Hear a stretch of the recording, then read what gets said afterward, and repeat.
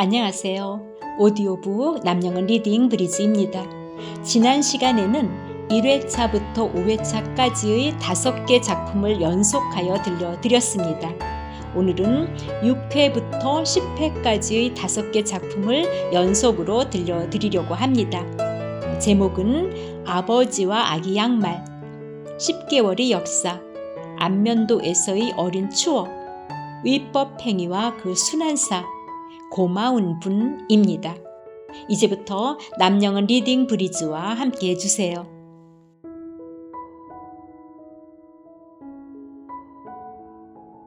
아버지와 아기 양말.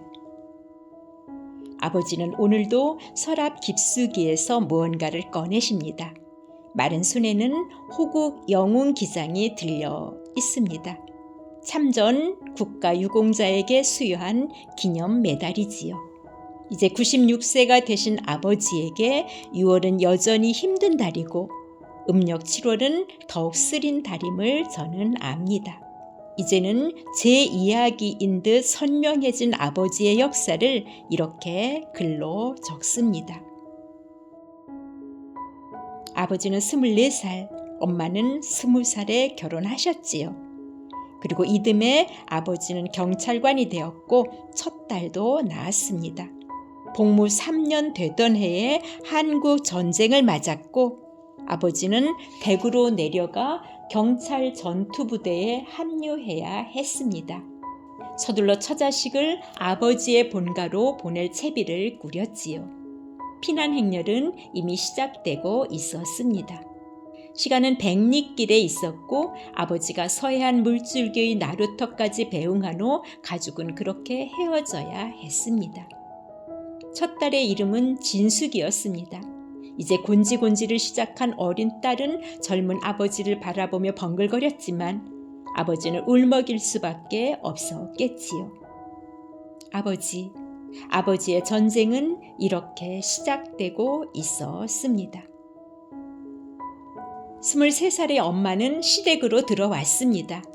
이곳의 상황은 더욱 좋지 않았지요. 남편을 대신하여 힘이 되어주어야 할 홀시아버지는 이미 옥고를 치르고 계셨습니다. 남한내 좌익 세력의 동조와 반란에 의해서였습니다. 엄마의 시아버지, 즉 저의 할아버지인 남상혁 지사는 일제강점기 때의 독립운동가로 대우지 천의장터 4.4 독립만세 운동에 앞장서신 분이었습니다. 3.1 운동에도 참여하셨던 남정지사, 자수 태극기를 흔든 남상락지사, 경성에서 가져온 독립선언서를 낭독한 남주원지사는 모두 할아버지의 일가 문중이셨습니다. 격동의 굴곡진 민족사에서 이제는 애국지사로 그 이름을 올리고 계시지요. 아버지가 일찍이 경찰에 투신한 것도 일본과 좌익 세력 앞에서 강직했던 할아버지의 영향 때문이라고 저는 생각합니다. 엄마는 어른도 남편도 없는 시댁에서 어린 것을 끌어안고 공포를 견뎌야만 했습니다. 마을을 장악한 좌익은 하루가 멀다 하고 집안에 들이닥쳤지요. 경찰인 남편의 근황을 조사한다는 명목이었습니다. 부상당하여 전쟁터에서 돌아온 경찰이나 군인들까지도 사상이 다르다는 이유로 죽음을 당하는 것이 현실이었으니까요. 소식이 끊긴 남편은 어쩌면 전사했을지도 모를 터였습니다. 문중 어른들은 엄마에게 친정으로 피해가도록 일렀고 엄마는 다시 짐을 꾸려야 했습니다. 8월 중순 어느 뜨거운 날에 돌도 안 된 어린 것을 업고 50리 길을 또 걸었습니다. 4년 전에 20살의 고운 색시가 가마에 올라 시집가던 참으로 평온하기만 하던 길이었지요. 엄마는 땡볕 아래를 종일 걸었고 어린 것은 축 늘어져 미동도 하지 않았습니다. 이즘 아버지는 경찰 전투부대에 편성되어 팔공산 전투가 있던 대구에 진을 치고 있었습니다. 팔공산의 사찰인 박예사를 본부로 삼고 산 꼭대기에서 적들을 방어하고 있었지요. 산 아래 전투는 더욱 격렬하였고 한 차례의 싸움을 치르고 나면 절반의 전우가 없어졌다는 소식도 들려왔습니다. 총격이 사그라지면 아버지는 하늘을 올려다보며 어린 딸을 생각했겠지요. 내가 죽으면 안 되지. 살아남아 내 딸을 꼭 봐야지. 지금쯤 걸음마도 시작했겠네. 그렇게 일진일퇴가 계속되는 가운데 서울 탈환의 역사가 있었고, 이를 기점으로 아버지의 전쟁도 일단락되었습니다. 미군에 합류하여 올라왔고 근무지에 복귀할 수 있었지요. 살아서 고향 땅을 밟을 수 있게 된 것입니다. 서늘한 가을 바람이 불어올 즈음이었습니다. 아버지는 그 길로 아내와 딸을 찾아 처가로 달려왔습니다. 죽은 줄 알았던 남편이 기적으로 살아온 것이지요. 총탄에 맞선 장하고 고마운 남편이었습니다. 그렇게 살인문을 밀치고 숨차게 뛰어 들어온 아버지의 손에는 작은 광목 보따리 하나가 들려 있었습니다. 그러나 마당까지 맨발로 달려내려온 엄마의 품에는 아기가 없었습니다. 울음을 터뜨리는 아내를 바라보던 아버지는 힘이 풀리면서 털썩 주저앉았고, 그 위로 광목 보따리도 힘없이 떨어져 내렸습니다. 그 안에는 딸에게 주려고 어렵게 구해온 연두색과 흰색 줄무늬의 작은 아기 양말이 한 켤레 들어 있었지요. 그랬습니다. 외가에 온 날부터 아기는 호흡이 거칠어지고 온몸이 뜨거워지더니 이내 의식마저 잃고 마는 것이었습니다. 열사병이었겠지요. 아기는 아무것도 모른 채 무섭고 아득한 길을 그렇게 홀로 떠나갔습니다. 그날은 음력 7월 18일이었지요. 아기의 외할아버지가 첫 손녀의 작은 몸을 뒷산이 딱딱한 땅에 묻으셨습니다.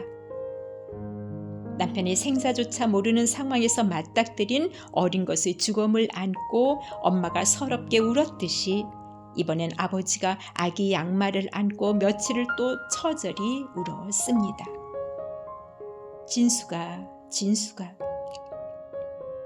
두 분에겐 첫 딸이 태어난 음력 9월 19일에가 일생에서 가장 행복한 날이었듯이 첫 딸을 보낸 음력 7월 18일에는 일생에서 가장 쓰린 날이 되고 말았습니다.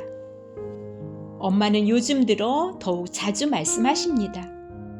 아버지가 경찰이라서 살았어. 싸우느라 집에 안 와서 살 수 있었어. 이는 고향으로 피신한 많은 젊은이들이 반동 분자로 몰려 죽임을 당한 사실에 근거한 엄마 나름의 해석이며 믿음이지요. 그러고 보면 아버지의 호국 영웅 기장은 아버지가 살아남을 수 있었던 근거인 동시에 아버지 역사의 값진 결과물이라는 생각을 해봅니다. 엄마는 또 말씀하십니다. 첫째가 참 예뻤어. 얼굴은 뽀얗고 코는 오뚝하고 그때쯤 걸음마를 시작하고 말도 배우기 시작했었는데, 그리고 아버지가 가져온 아기 양말은 또 얼마나 고왔는지, 전쟁 중에 어떻게 그런 예쁜 걸 구할 수 있었는지, 이는 전쟁의 고통과 함께 가슴에 묻힌 첫 자식으로 인해 아직도 되뇌는 엄마의 한과 서름이지요. 이제 연세가 많아 정확한 발음조차 힘든 음력 9월 19일에와 음력 7월 18일에는 부모님의 역사에서 지울 수 없는 날이 되고 말았습니다. 아버지, 30년이 넘는 아버지의 경찰직 수행은 전쟁의 현장에서 싸워냈다는, 그리하여 이 땅을 지켜냈다는 자부심과 자존감에서 기인한 것이라고 저는 믿고 있습니다. 이제 저는 생각합니다. 세월이 더 흐른 후에는 어느 누가 그 어린 것을 기억해 줄 것인가? 그리고 또 생각합니다. 그 예쁘던 아기 양말을 누가 또 기억해 줄 것인가. 그리고 저는 감싸 안아 봅니다. 소용돌이 속으로 멀리 보내야 했던, 그러나 기억 속에서 온전히 남아 해마다 6월이 되면 더욱 가슴 쓰리게 하는 그 어린 것을, 그리고 아버지가 품속에 고이 안고 왔던 그 고운 아기 양말을. 아버지, 오늘 이 글을 아버지께 올려드립니다.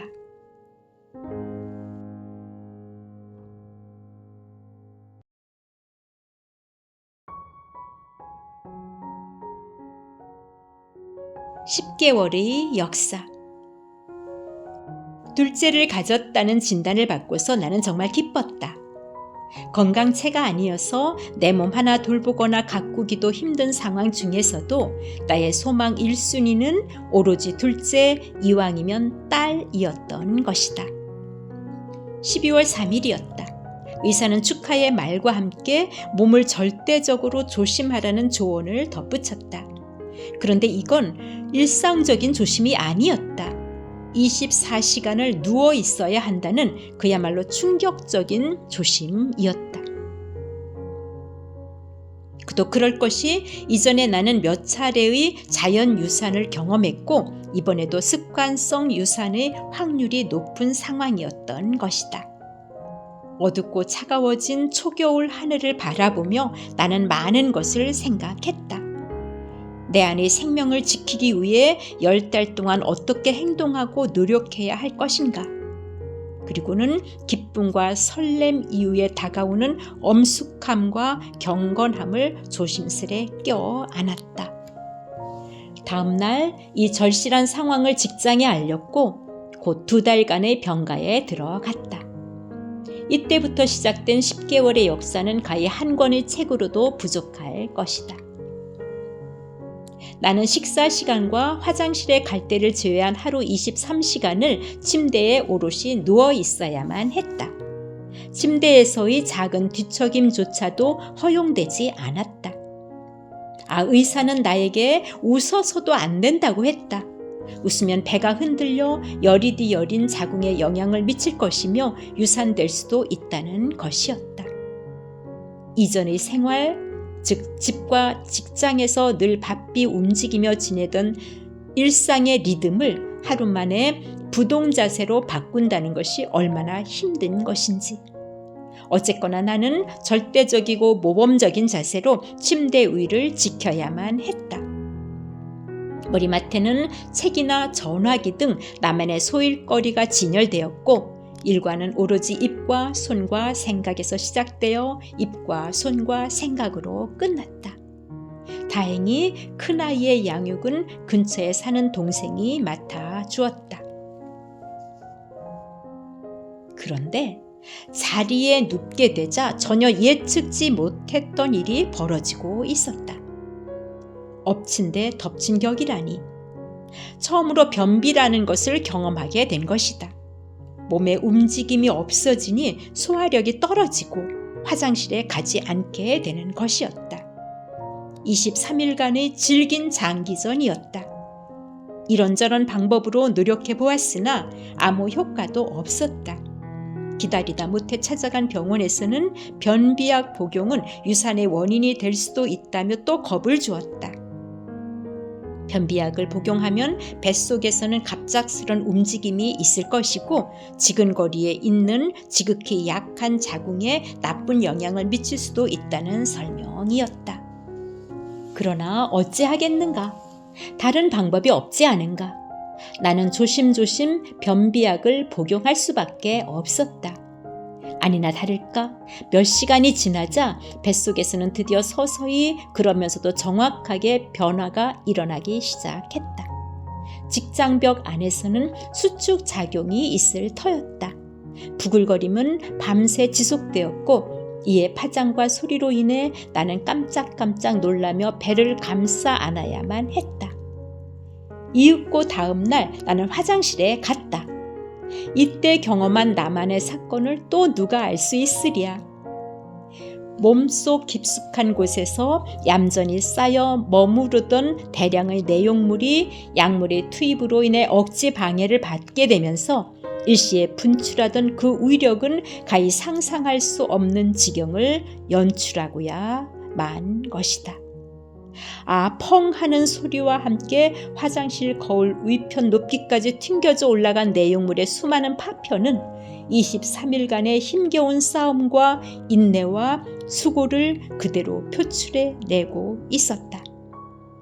그럼에도 불구하고 도련한 이 사건에도 불구하고 뱃속의 아기는 잘 버텨주고 있었다. 참으로 고맙고 장한 일이었다.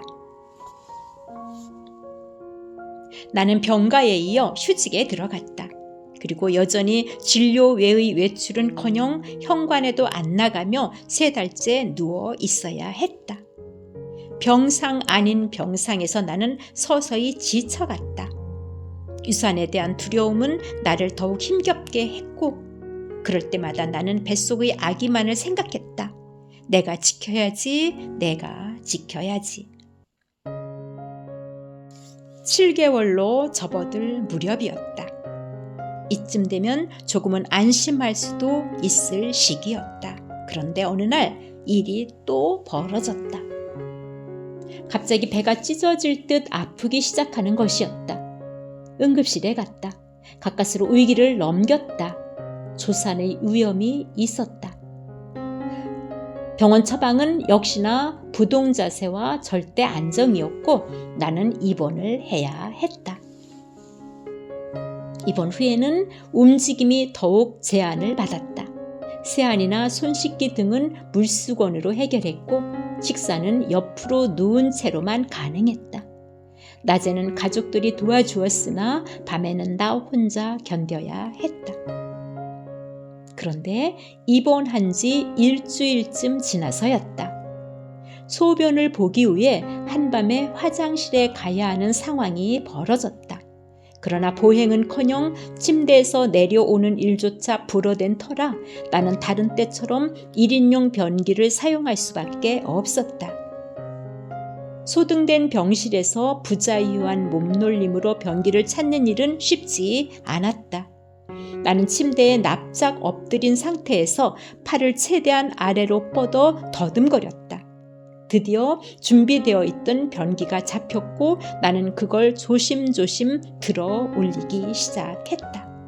그리고 꿀렁거리는 침대 위를 더듬어 안전한 자리를 마련한 후 변기를 바로 놓으려고 애썼다. 그런데 그 순간이었다. 이미 안에 들어있던 내용물의 무게로 인해 변기가 한쪽으로 기울어지면서 나는 변기 속에 들어있던 액체를 내 침상에 왈칵 쏟고야 만 것이다. 이 황급한 상황, 이 불쌍한 상황, 나는 그때 정말 울고 싶었다. 참고 견디며 누르고 있던 서러움이나 두려움 같은 것들이 일제히 꾸역꾸역 목줄기를 타고 올라왔다.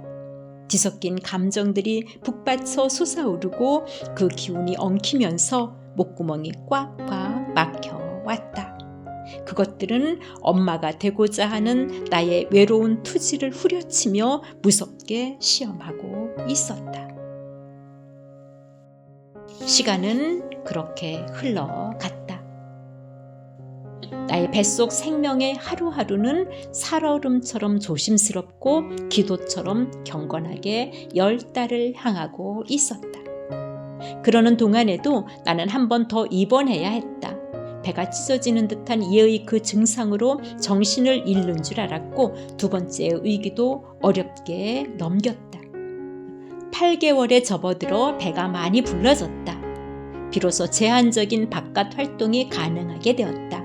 이제는 초등 1학년 아들의 손을 잡고 학교 앞 횡단보도까지 데려다 줄 수도 있게 되었다.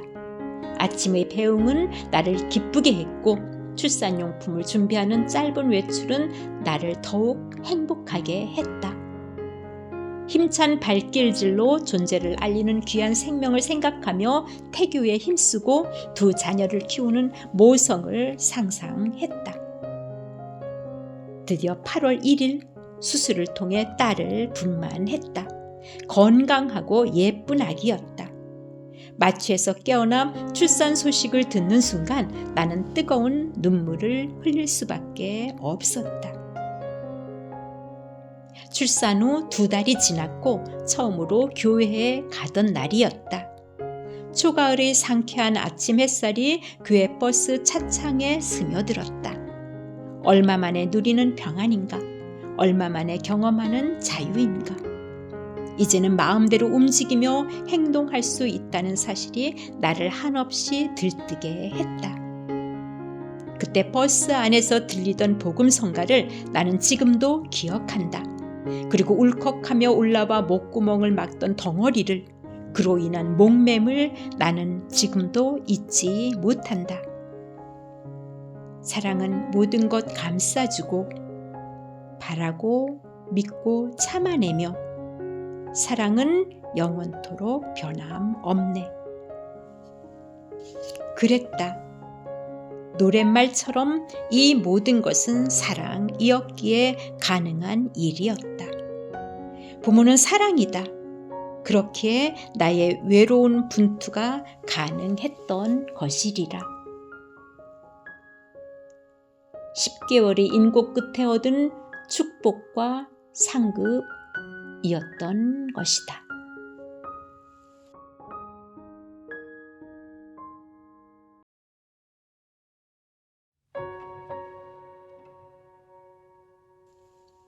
안면도에서의 어린 추억. 우리는 누구나 되돌아 가보고 싶은 곳과 그 시절을 마음에 담고 산다. 그러나 그곳과 그때는 너무 멀리 떨어져 있거나 너무 오래전의 일이라 오직 애써 돌이킴으로써만 만날 수 있을 뿐이다. 우리는 이를 가리켜 고향과 추억이라고 말한다. 초등학교 때 나는 전학을 많이 다녔다. 공무원이던 아버지는 근무지를 자주 옮기셨고 그때마다 트럭에 큰 보따리, 작은 보따리를 싣곤 했다. 난 1학년 끝 무렵인 2월에 안면도로 이사와서 이듬해 12월까지 2해 조금 못 미치는 날을 살았다. 안면도에서의 생활 중에는 그리운 일이 많다. 지금도 그곳이 고향처럼 느껴지는 이유는 그 추억의 조각조각이 소중함으로 다가오기 때문일 것이다.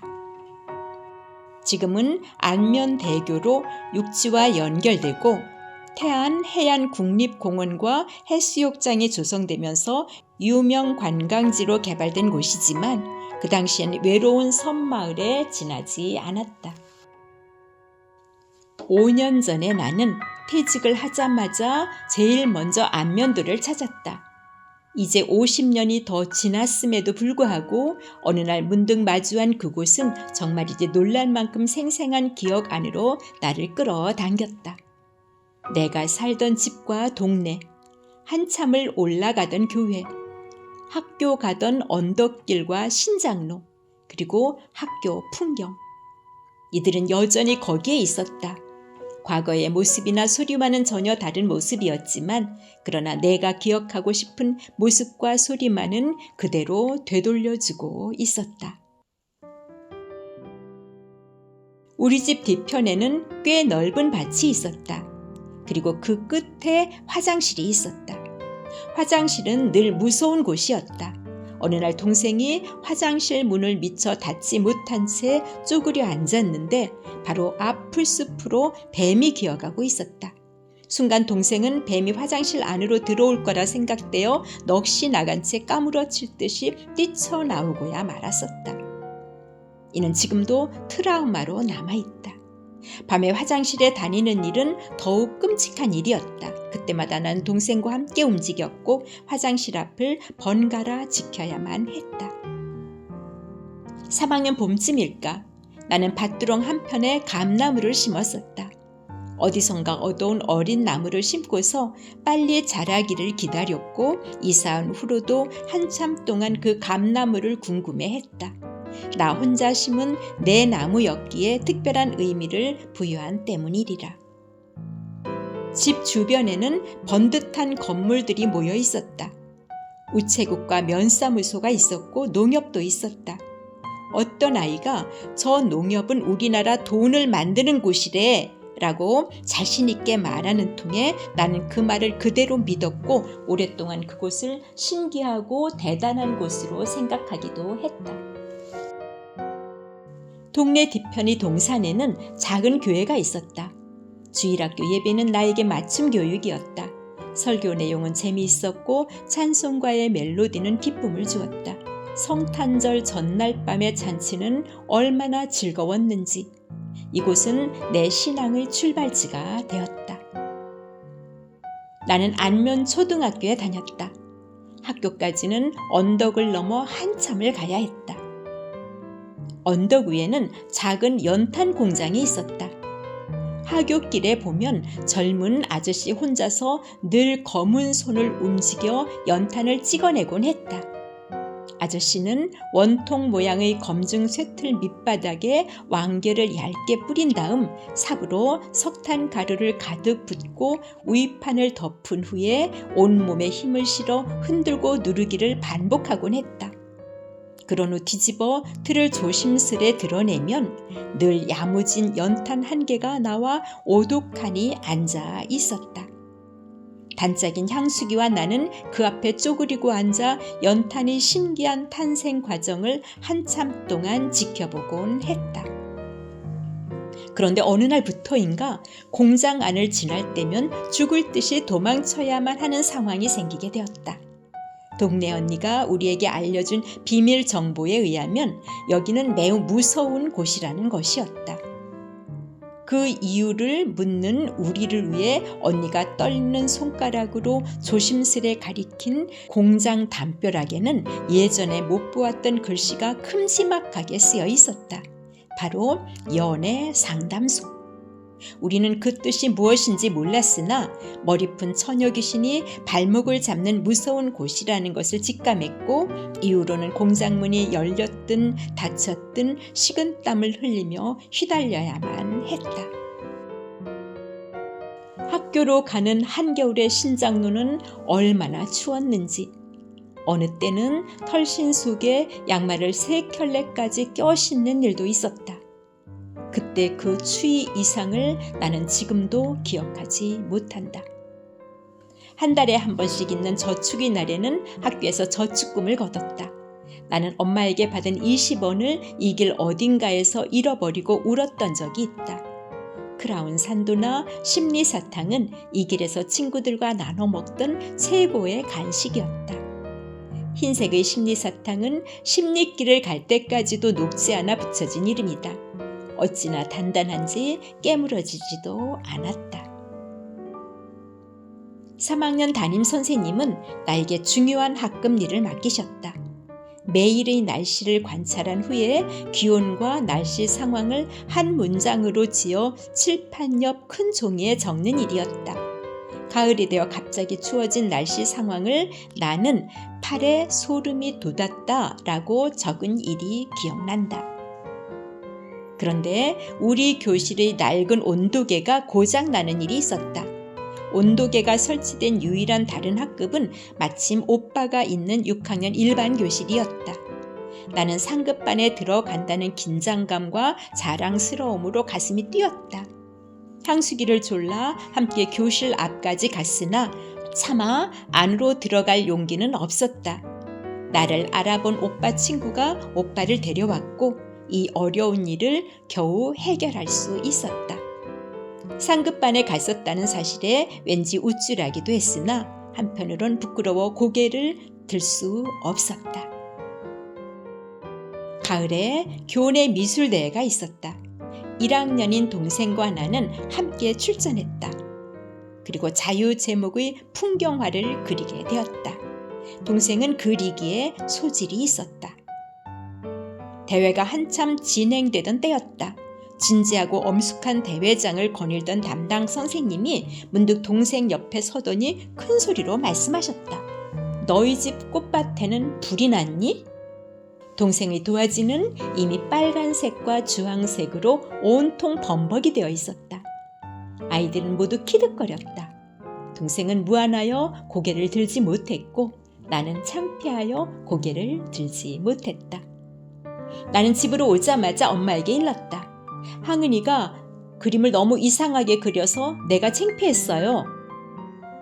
동생은 한참을 서럽게 울었다. 꽃밭에 빨간 꽃이 너무 많아서 그렇게 그린 거야. 그럼 그 많은 꽃을 어떻게 하나하나씩 모두 다 그려? 나는 안면도 이곳저곳을 거닐었다. 한참을 거닐었다. 그리고 깊은 생각으로 젖어들었다. 50여 년 전의 어느 때 나의 발걸음이 닿았을 어디쯤에 한참 동안 서 있었다. 3월의 해는 이미 저물고 바다가 보이는 찻집에서 따뜻한 차를 마시며 이른 봄의 한기를 녹였다. 어린 날의 안면도는 마음의 고향이다. 철이 들면서 자신을 알게 되고 인간관계가 맺어지던 시기였기에 더욱 그리 했으리라. 지금도 그곳이 늘 그리운 것은 그것에 대한 기억이 소중함으로 다가오기 때문일 것이다. 조각 하나하나가 곱게 짜지고 맞춰지면서 나의 아동기는 이렇게 만들어지고 있었다.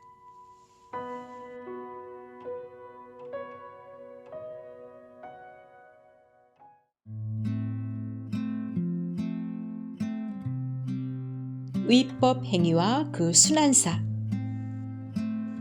1991년 8월 1일에 나는 예쁜 딸을 당당히 출산했다.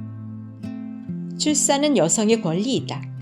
아울러 출산에 관한 한 어떤 불이익도 받아서는 안 된다.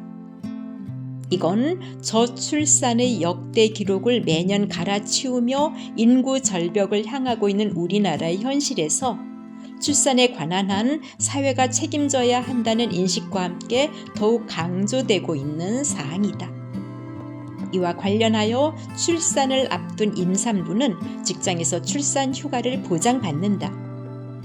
이는 산모의 건강과 자녀의 발육을 안전하게 지켜주기 위해 제공하는 90일의 휴직 기간이다. 30년 전인 나의 출산 당시에는 60일의 휴가를 신청할 수 있었다. 그런데 방학 중의 출산이 문제였다. 이 기간 중에 출산을 하게 되면 방학 기간이 휴가 기간에 포함되어 묻혀 들어가기 때문이었다. 이는 출산이 임박한 여교사들에게는 못내 아쉽고 아까운 일이기에 때로는 큰 갈등을 유발하곤 했다. 이런 상황에 맞물려 염치 없으나 암묵적인 비밀이 하나 있었다. 그건 방학 중 출산일 경우에는 예정일을 개학일 즈음으로 늦추어 신고함으로써 방학 연수일과 함께 휴가일 60일을 온채로 사용할 수 있다는 것이었다. 이 방법은 요즘 같은 전산화 시대에는 어림없는 호랑이 담배 태우던 오프라인 시절에나 간혹 가능할 법한 일이었다. 당시 나는 의정부시의 한 학교에서 근무하고 있었다. 공교롭게도 나의 출산 예정일은 8월 1일이었다. 그리고 여름 방학 중이었다. 개학일은 8월 26일이었다. 나는 오랜 고민 끝에 이 염치 없으나 암묵적인 비밀을 요긴하게 이용하고자 마음먹었다. 예정일을 8월 20일쯤으로 늦추어 휴가 신청서에 기재하고 그만큼의 기간을 더 얻고자 하는 것이었다. 그리하여 60일에 20여일을 더한 휴가를 마치고 아무 일도 없었다는 듯이 복직할 수 있었다. 담담한 표정과 당당한 몸짓으로. 그런데 사건이 터졌다. 출산 2년 후의 일이다. 다른 지역의 누군가가 때로 발생하는 이러한 암묵적 비밀의 위법성에 대해 상부기관에 민원을 제기했다는 것이다. 언젠가는 문제가 될 수 있는 조마조마한 사안인 것은 확실했으니 이때가 바로 그때가 된 것이다. 곧 공문이 내려왔다. 내용인즉슨 민원이 제기된 해당 연도나 전년도가 아닌 2해 전인 1991년의 해당자부터 소급하여 조사할 예정이라는 것이었다. 나는 바로 1991년에 출산하지 않았던가? 나는 태어나 처음으로 소위 말하여 권권력에 의한 조사라는 것을 받기 위해 조사관과 마주 앉아야 했다. 법을 위반한 공직자의 신분으로 말이다. 나는 교육지원청으로 갔다. 1991년에 출산하고 방학 기간을 덤으로 사용하여 부당 이득을 취한 몇몇의 여교사가 무거운 표정으로 앉아 있었다. 담당자가 몇 가지 사실을 확인하였고 나는 출생일이 8월 1일로 기재된 등본을 제출해야 했다. 얼마 후 해당 교사 처분에 관한 공문이 내려왔다. 주의라는 불이익 처분과 함께 면지역 이하로 내신을 내라는 내용이었다. 1991년에 출산 휴가를 받은 교사부터 이 벌칙을 적용한다는 것이다. 나는 참으로 암담했다. 먼 지역이라니 그곳이 대체 어디란 말인가? 그러나 뭐라 할 말이 있는가? 나는 법을 어기고 부당한 이득을 취한 위법 교사가 아닌가? 나는 결국 먼 곳으로 전출하여 갔다. 전체 6학급의 작은 학교였다. 학생들은 순수했고 교사들은 화목했다. 그러나 나는 이러한 결과로 인해 참으로 절망스러울 수밖에 없었다. 뭐라 말할 수 없이 의기소침해졌고 힘든 상황에 처하고야 말았다. 당시 나는 중계동에 살았다. 최단 거리의 출근 과정은 이러했다. 택시로 녹천역으로 갔다. 이어서 녹천역에서 1호선 전차를 타고 의정부역으로 갔고 의정부역에서 헐레벌떡거리며 한참을 뛰어 의정부 시외버스 터미널로 가야 했다. 그런 후에 내촌행 시외버스를 탈 수 있었다. 그리고는 종점 바로 옆 정류장에서 하차하여 학교까지 또 걸어 들어갔다. 이로써 나의 출퇴근 조건은 왕복 4-5시간 이상이라는 새로운 막을 열게 된 것이다. 눈비 오던 날 택시를 못 잡아 안절부절 못하던 일, 1시간에 한 번 운행하는 버스를 눈앞에서 놓치면 그 놓친 버스는 얼마나 야속했던지, 난방이 안 된 시골 버스 안은 또 얼마나 추웠던지, 그럴 때면 나는 시린 발을 녹이기 위해 신발을 벗고 버스 의자 위에서 무릎 꿇는 자세로 앉아 가야만 했다. 당시 아들은 초등학교 4학년이었다. 아침 시간에는 내가 돌봐줄 수 없었기 때문에 아들은 밤 10시쯤에 큰 길 건너편에 사는 아이 이모 집으로 가 거기에서 자고 등교하도록 했다. 딸은 30개월이었다. 딸을 챙기는 건 더 힘든 일이었다. 새벽부터 해야 할 중요한 일은 적어도 4가지였다. 깨지 않게 옷 입히고 유모차 태우기. 깨면 곧바로 울기 때문에 이 작업은 상당한 기술을 요했다. 기저귀 빨거나 개기, 화장하기, 내 도시락 싸기.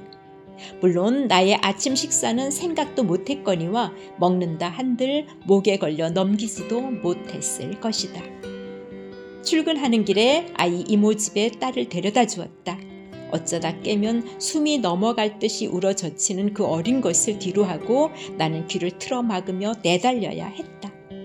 근무지가 멀리 있었던 남편은 주말에나 집에 올 수 있었으므로 모든 일은 나 혼자만의 몫이었다. 퇴근하여 2 아이를 집으로 데리고 오면 밤 9시였고 집안일이라는 제2의 일과가 나를 기다리고 있었다. 12시 이전에 잠자리에 드는 일은 생각할 수도 없었다. 그리고 다음날 4시에는 또 다시 일어나야 했다. 이런 일과가 시작된 처음 1달 동안은 거의 잠을 이루지 못했다. 우울함에 의한 불면이었으리라. 소탐하여 대실한 나에게 민망했고 위법하여 처벌받아야 하는 자신에게 화가 났다. 민원을 제기한 그 누군가도 원망스러웠으며 불이익 처분이 하필 1991년도의 출산 교사에게 먼저 내려졌다는 것에도 의구심이 일었다. 그 사이에 황당한 일이 또 하나 있었다. 1992년과 3년의 위법 해당자에게는 불이익 처분을 내리지 않는 것이었다. 자세한 내막은 알 수 없었다. 시간이 지나면서 그 위법 사안의 위중함이 그다지 위중하지 않음으로 탈색되었거나 일벌백계라는 말대로 한 번의 처벌로 100번을 계도했다고 판단하는 상부의 지침이 아니었나 싶은 것이 나의 소견이었다. 이곳에 근무하는 동안 나는 몇 번이나 직장을 그만두려 했다. 그런 와중에도 시간은 흘러가고 있었다. 불행인지 다행인지 사표 내는 일은 실행에 옮기지 못했다. 주위의 만류 때문이었다. 시간이 점차 지나면서부터 이러한 근무 여건에 그럭저럭 나는 묻혀가게 되었고 2년 후 도시로 다시 나올 수 있었다. 그 후 20여 년이 흐른 어느 해 봄이었다. 우리의 그 학교 근처에 있는 수련원으로 학생을 인솔할 기회가 있었다. 나는 과거에 그 암담함 속에 있던 학교를 방문해 보았다. 교정의 나무들은 더 울창해져 있었고 건물은 더 깨끗해졌으며 학생들은 여전히 밝았다. 그 힘겨웠던 날들을 회상하며 나는 학교 구석구석을 한참 동안 거닐었다. 이 2년간은 다시는 기억하고 싶지 않은 나의 일생에서 가장 힘들었던 시기였다. 그런데 아이러니하게도 하늘은 그때의 고난을 뒤로하고 현재의 나라는 참으로 귀한 상급을 내려주었다. 시간의 풍요로움, 생각과 행동의 여유로움, 그리고 회상의 자유로움. 아니, 위의 상급에 덧입혀 체득한 교훈이 하나 더 있다. 대한민국 국민은 대한민국의 법을 절대로 어겨서는 안 된다. 반드시 지켜야 한다. 준법 정신은 참으로 중요하다.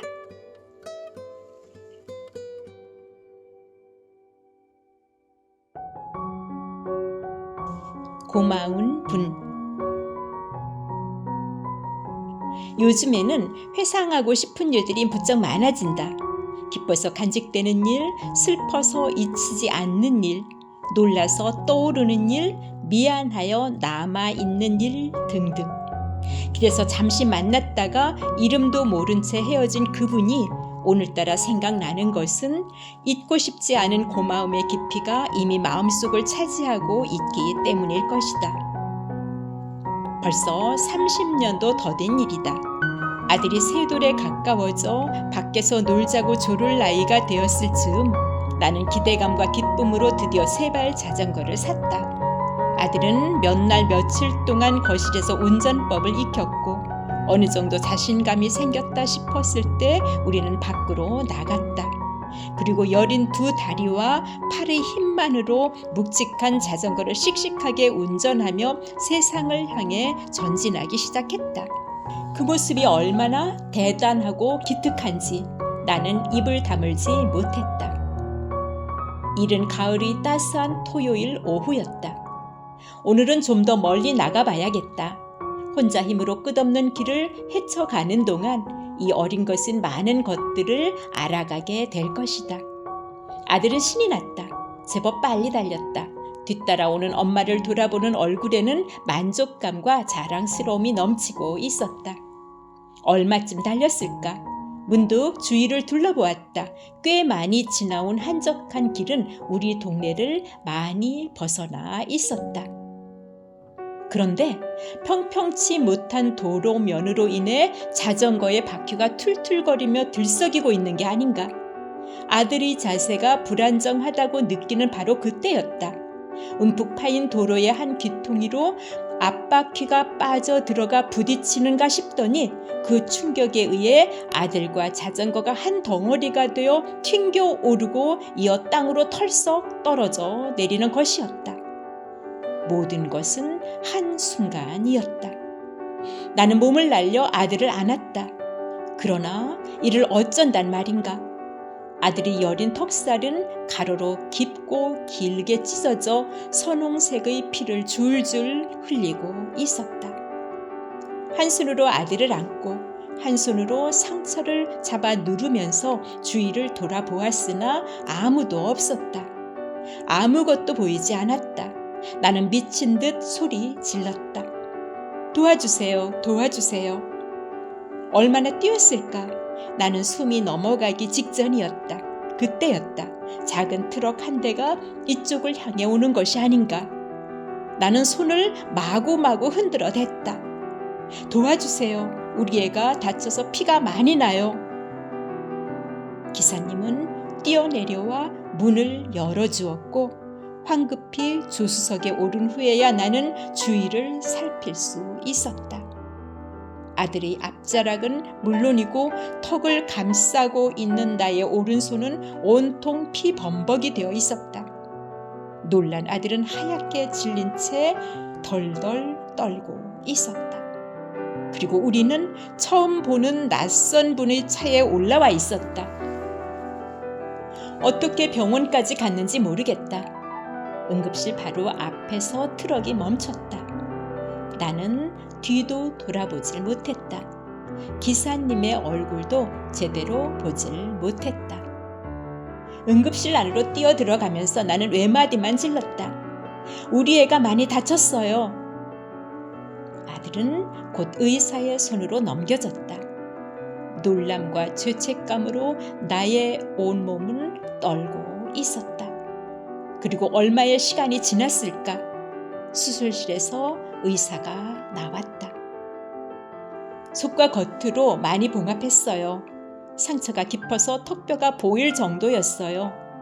뼈와 머리를 안 다친 게 참 다행입니다. 그래도 병원에 빨리 왔기 때문에 피를 조금이라도 덜 흘렸어요. 병원에 빨리 왔다고? 그때서야 나는 제정신을 찾았다. 그리고 병원에 올 수 있었던 일련의 상황들이 번개같이 떠오르는 것이었다. 그랬다. 골목으로 달걀을 싣고 다니면서 판매하는 트럭이라고 했었다. 작은 길에서 나와 방향을 바꾸려 하는데 미친 듯이 소리 지르며 달려오는 나를 발견했고 위급한 상황이 벌어졌다는 직감으로 이쪽을 향해 운전해 왔다고 했었다. 그리고는 무조건 나를 태웠다고도 했었다. 순간 나는 벌떡 일어났다. 병원 건물 밖으로 뛰어나갔다.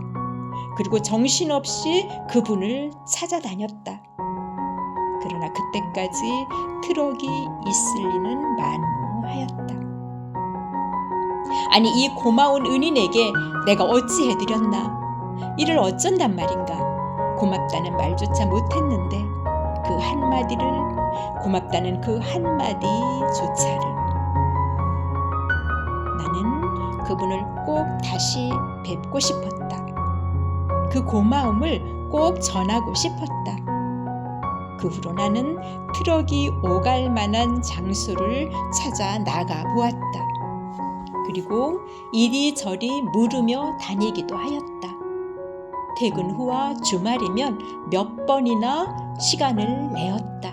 그러나 그분을 다시 뵐 수는 없었다. 고맙다는 말을 못 드렸는데, 고맙다는 그 한마디조차를 못 드렸는데, 살아가노라면 우리는 크든 작든 어려운 일에 맞닥뜨리기 마련이다. 때론 눈썹이 타들어가는 초미지급의 상황에 처하기도 한다. 그런데 그때의 도움이 이름도 모르고 얼굴도 기억하지 못할 그저 잠시 스쳐 지나갔을 뿐인 누군가에게서 받은 은혜라면 그분에 대한 고마움은 오랜 세월 후에도 이렇게 마음속에 깊게 자리 잡게 되는 것이다. 이러한 은혜는 우리로 하여금 나를 필요로 하는 또 다른 누군가에게 그때 받았던 것을 되돌려 흘려보내게 베풀라는 무언의 가르침으로 다가온다. 비가 내린다. 비는 촉촉한 기운으로 나를 감싸고 마음은 오히려 포근해지는 오늘이다.